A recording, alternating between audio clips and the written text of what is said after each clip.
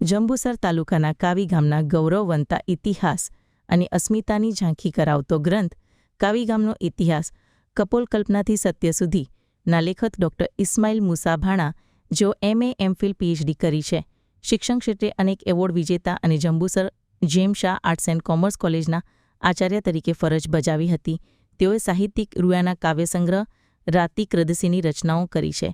આજ રોજ કાવી ગામનો ઇતિહાસ પુસ્તકનું લોકાર્પણ કાર્યક્રમ GM શાહ કોલેજ ખાતે યોજાયો હતો, જેમાં પ્રસિદ્ધ ગઝલકાર વિવેચક પ્રોફેસર શકીલ કાદરીના વરદ હસ્તે ડૉક્ટર IM ભાણા રચિત ગ્રંથનું લોકાર્પણ કરવામાં આવ્યું હતું, જેમાં અતિથિ વિશેષ પદે ગુજરાત કેમિકલ એન્ડ એક્વાવેસ્ટ પાનોલીના કિરણસિંહ પરમાર ઉપસ્થિત રહ્યા હતા.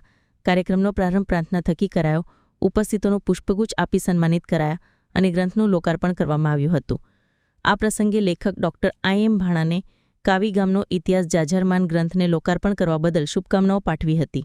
પુસ્તકમાં વર્ણવેલી કાવી ગામની વિશેષતાઓ, ગામની સ્થાપના, ઉત્પત્તિ, ગામની વસ્તી અને તેનો ઇતિહાસ, આર્થિક ઇતિહાસ સહિતની સવિસ્તાર માહિતી ઉપસ્થિતોએ આપી હતી.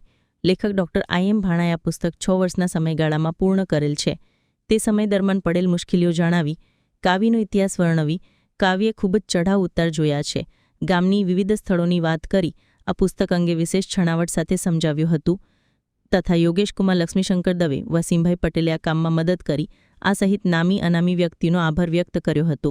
સદર લોકાર્પણ પ્રસંગે કાવી ગામના અગ્રણીઓ, શુભેચ્છકો, કોલેજ પ્રાધ્યાપકો સહિત હાજર રહ્યા હતા. આજ રોજ 16/7/2025ના રોજ કાવી ગામનો ઇતિહાસ એનું વિમોચન GM શાહ કોલેજના સભાખંડમાં રાખવામાં આવ્યું હતું, જેમાં મુખ્ય મહેમાન ડૉક્ટર શકીલ કાદરી અને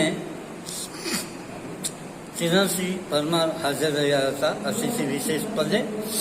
આ ગામ એ કાવી ગામ એ અતિ પ્રાચીન ગામ છે, એટલે આ ગામનો ઇતિહાસ ઈસવીસન પૂર્વે 6મી સદીથી લઈ અને અંગ્રેજોના સમયગાળા સુધીનો આખા ઇતિહાસનું એમાં આલેખન કરવામાં આવ્યું છે.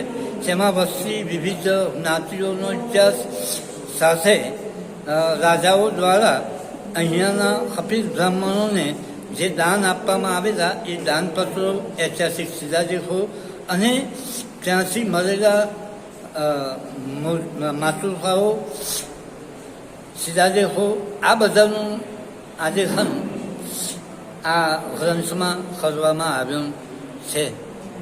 આ ગ્રંથ લખવા પાછળ કેટલો સમય અને આ ગ્રંથ લખવા પાછળ લગભગ મારે 6 વર્ષનો સમયગાળો ગયો અને 10 જેટલી લાઇબ્રેરીઓ અને ઓનલાઈન કેટલાય પુસ્તકોનું સંશોધન કર્યા પછી આ પુસ્તક લખાયું છે. જે પુસ્તકના અંતે તમે ગ્રંથોની યાદી જોશો તો એનો ખ્યાલ આવશે.